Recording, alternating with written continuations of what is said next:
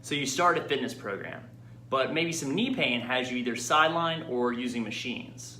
If that's the case, we don't want that for you because we want you guys to be able to do a squat. My name is Earl, and today here at E3 Strength, we're gonna review how to and/or how not to do a bodyweight and weighted squat. So the first thing we have to do is establish your stance. This is gonna sound a little silly, but you're gonna jump up and down 3 times. However you land is how your hips like to have the rotation from the femur down. So here we go. 1, 2, 3. And you'll notice how I land. My heels are directly underneath my shoulders, my toes are a little bit wider and externally rotated. In fact, one toe of mine is actually rotated more than the other. And that's due to the fact that I have tightness in one side of my hip more than the other. Now I know that about myself, but you may not, or your clients may not know where they're tight. And so allowing your body to just react to that impact lets the joints act naturally and shows us where we're supposed to be. So now that we've got this stance, we're then gonna establish the squat.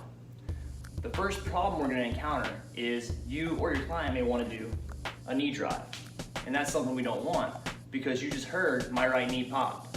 So you know it's really loading your knees with tension. So the best way to take tension off the knees is to move the posterior chain and drive with hips first. Now you'll see I throw my hands out for counterbalance and that really helps. However, if you're still experiencing pain or discomfort in that form, simply go to a TRX. Luckily we have one hanging right here, but the TRX is great because it'll allow us to take even more tension and drive it backwards. So you're gonna start with your TRX at your chest, so as you go back and down, you can allow yourself to drift backwards and really have control and support. If you'll notice, the angle of my knee is a lot farther back. It is more close to 90 degrees than previous when I was doing the body weight. Now, once you've got that, we'll go back to and reestablish that body weight squat, hopefully getting a little bit better hip drive, staying a little more vertical, as you can see, making things easier. Now you'll notice there, I stopped right above parallel. That's not what you want to do because with that downward angle of the femur driving in toward the knees, I'm actually loading a lot of tension in the heads of the quads, which feels like or manifests itself as knee pain. So a great way to fix that, drive back and down, go to or slightly below parallel. Where you stop is all relative to where your lower back starts to articulate.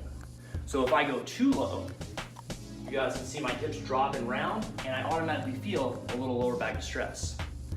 So if that's the case, find that happy medium, and that'll help take tension off the knees as well.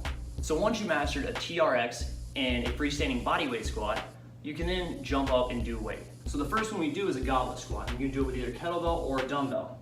So if you're doing it with a dumbbell, it's typically a little easier. You can lock your hands on the sides and squeeze your elbows against the dumbbell, tilt your dumbbell or your kettlebell forward. That'll help to give you leverage. And then drive down, find that same range of motion that we had earlier, and then flex your glutes on the way out. Whether bodyweight or weighted, you definitely want to flex your glutes from the bottom to the top to prevent the transfer of tension to the knees or the lower back. We hope that you found this video helpful. If you have, please give us a like, a comment, or a share. Let us know how E3 can help you guys in the future. If you haven't already, please hit this button right in front of my shirt to subscribe to our channel. Thanks.